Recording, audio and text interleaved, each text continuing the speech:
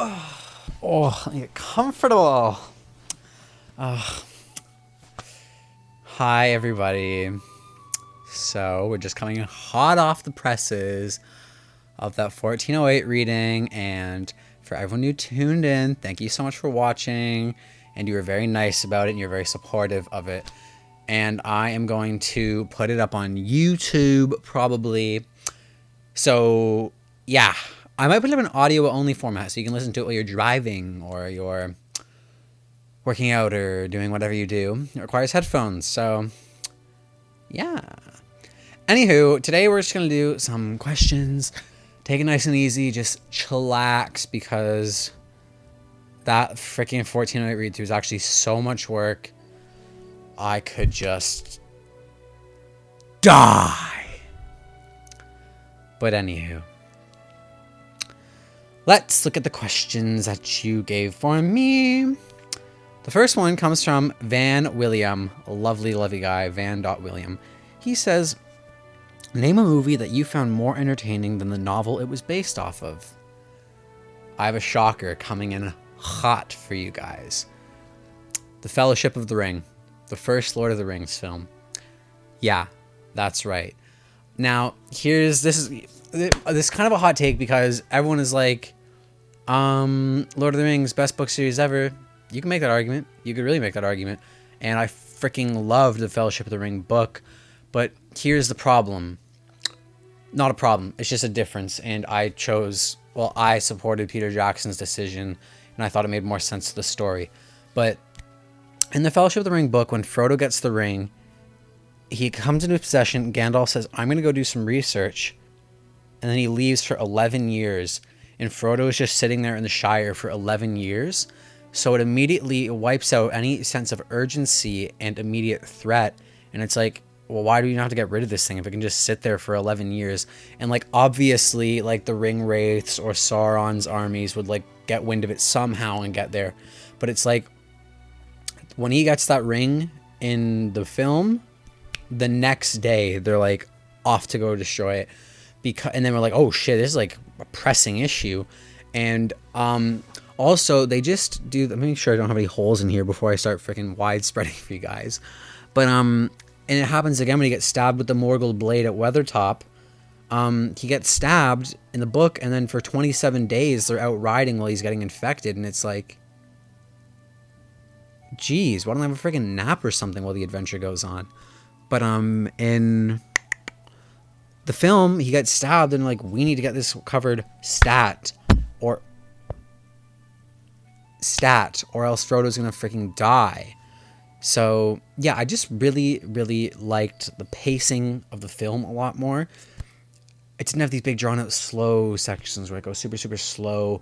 And now maybe slow is not the right word, because in the book, the slowness was actually really good, and there was world building going on, and there was lore and discussion. But it's just, I think the Fellowship of the Ring as a film was constantly like, oh my, what's gonna happen next?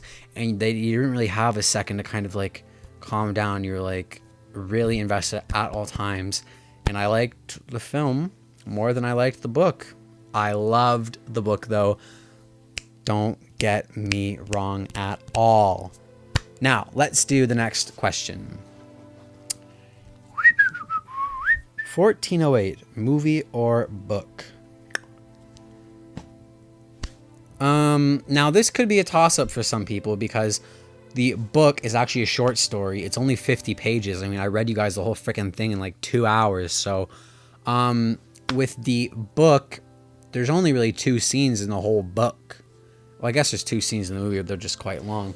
But in the book, he talks to Olin, then he goes to the room and shit goes down, and then he just leaves. But with the film, they have all this opportunity to explore a lot more, and they have a lot more time because they're not trying to make it like a short story or a short film. If they wanted to portray the book, it would be maybe an 11-minute film. But with the film that we got, it was a full-length feature, so they have all this adding on to and stuff like that, and all this extra character depth they're throwing in to Mike Enslin as our protagonist. But here's the thing, John Cusack fucking sucks. and he makes the role so unlikable. Mike Enslin as a protagonist in the book, I really liked the guy. I thought, I stand exactly where he stands with ghosts and supernatural. Is like, listen, they aren't real, but I keep an open mind. But the guy's just writing them to get a friggin' paycheck. Essentially, he calls them bill payers in the text, which you would know if you listen to my audiobook. But so yeah, the Mike Enslin in the book is far more likable. And then I thought all the extra bull crap that they added into the film to fill up 2 hours worth was kind of just like, mindless scares. I mean, it's a fun movie to pass the time with. Like, me and my friend, we just were hanging out at like 3 in the morning. Like, let's put on 1408. I've never seen it. The trailer looks interesting. And it's just kind of like, a little thrill ride. But no, the book was much better done. And I've said it before, I'll say it again. I'm not one of those guys who think the book is always better than the movie. I don't believe that to be true at all. I think it's it's case by case basis. But no, the book 1408, the ending is much better than the film, and it's much more kind of gripping and intense, because the second he gets in there, he starts going crazy and you sense the urgency of it. But I really, really preferred the story quite a bit. This question comes from Lucid Death on Instagram. Like Harry Potter, is there another YA series that you never read as a kid that you want to read now? No. Not really at all. The only reason I'm reading Harry Potter right now is because, I like fantasy, and I did enjoy the films, and I thought I really, really like these characters, and I would like to get to know them more on a bit more of an intimate level. But, Hunger Games has absolutely no appeal to me at all. The films are terrible, and I've heard the books are fine, but I don't want to spend time on things that are just fine when I could be spending time on things that are great. And if I did want to read Hunger Games, I would make the smart decision, and I would read Battle Royale, the book that Suzanne Collins stole the entire plot from, word for word, piece by piece, bar for bar. So, yeah, I think I would just much rather read Battle Royale and watch Battle Royale. So, yeah. And then I think also, what is there? There's like Percy Jackson. The Greek mythology is cool, but it's, I don't know. I don't really like young, like teenage protagonists. I shouldn't say that. I don't like YA teenage protagonists, because kind of what they do is they try to cater to young audiences, and they try to present them similar to the young audience. And so I find that there's only so many sellable arcs that major publishers want to go with that they present to the young reader. And I just feel like it all seems very similar to me, the arc that young protagonists go through. But if we're talking about something like Dune, for example, that's not a YA book. That is like one of the most mature books in the fucking world. And the protagonist happens to be a 15-year-old, but it's more about you to read that book as a kid and understand what you would never understand what Paul's going through, because it's all about politics and war, and like, I'm sure there's like a few teenagers who would like maybe get the whole concept of it, but it requires such a deep political understanding and a sense of like war and house dealings and trade, and the whole book is this like environmental allegory, and there's just so many aspects of the world you have to be like familiar with to like kind of understand the whole point of Dune. And so that's why like Paul being a 15-year-old is a plot device so adults can grasp onto Paul's struggles easier, not so young people can. So long story short, there's not any YA I particularly want to read, unless you guys can recommend me stuff, and if it sounds interesting, I'll check it out. But my to-read list is fucking huge right now, and YA is at the bottom of that list, other than the Harry Potter series, obviously. Oh my god, someone just messaged me on Instagram. Wow. Oh, and the message just said, "Oh, you're encouraging me to read again." Look at that. I'll do my best. Patrick Billum says, "Why is Pet Sematary your favorite King novel above The Shining?"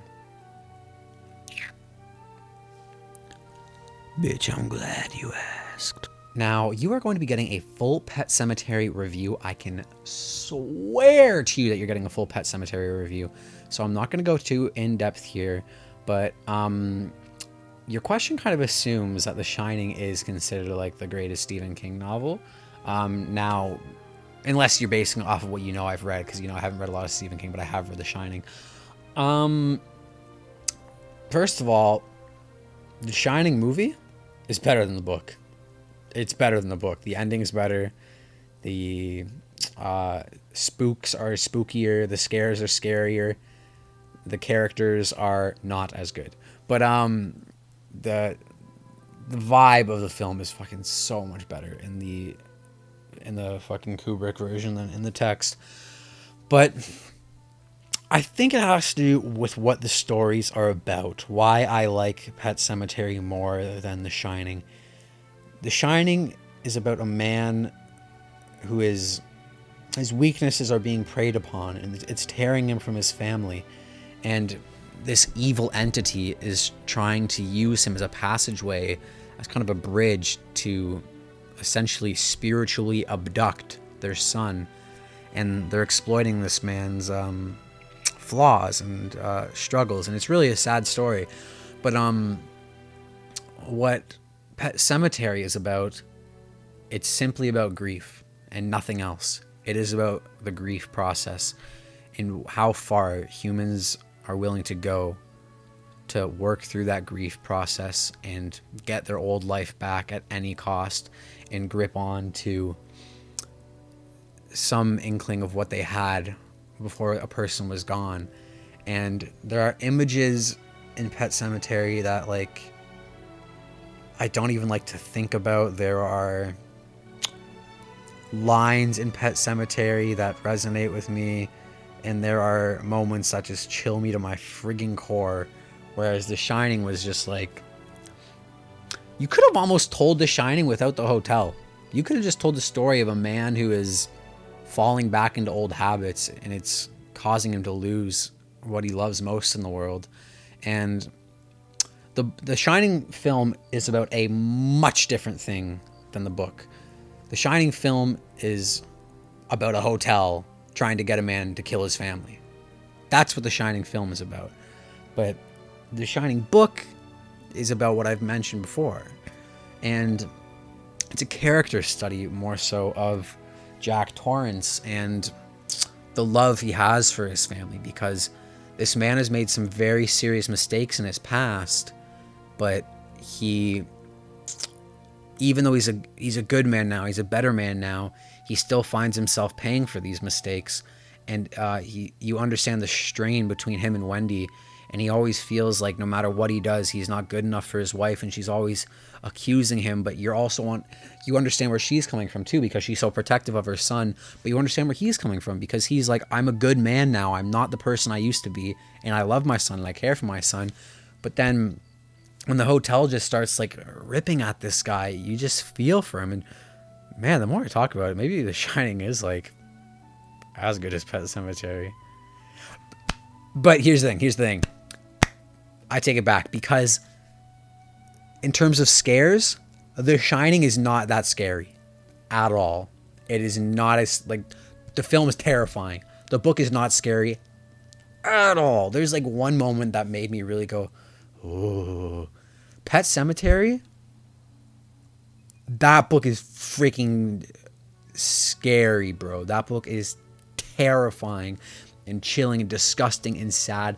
And Pet Sematary hit me on like Hereditary levels. Like when I walked out of Hereditary, this is kind of an inappropriate example to make, and I'm acknowledging that it's a little bit inappropriate, but I don't know what other word to use. But I imagine that like that is like, I just felt like in a depressive state almost, and I hate to use that word, but I really can't think of like another word. But I just perpetually sad, and I didn't want to like think about it after I saw Hereditary, and that's what Pet Sematary did to me. I just like was like, ugh, Pet Sematary, man. It just stuck with me. It just like, I've just never seen a piece about grieving done so beautifully and so hauntingly, and it was just brilliant, man. Pet Sematary is.